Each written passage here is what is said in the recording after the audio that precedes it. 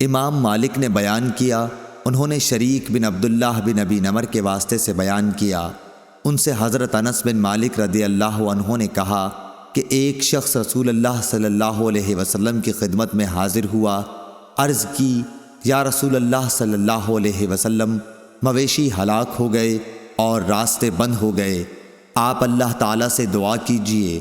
رسول اللہ صلی اللہ علیہ وسلم نے دعا فرمائی تو ایک جمعے سے دوسرے جمعے تک بارش ہوتی رہی۔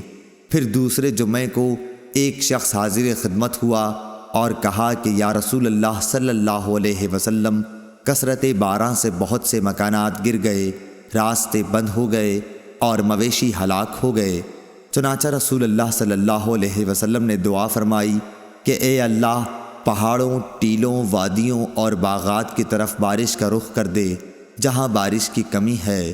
چنانچہ آپ صلی اللہ علیہ وسلم کی دعا سے بادل کپڑے کی طرح پھٹ گیا۔ صحیح بخاری حدیث نمبر 1017۔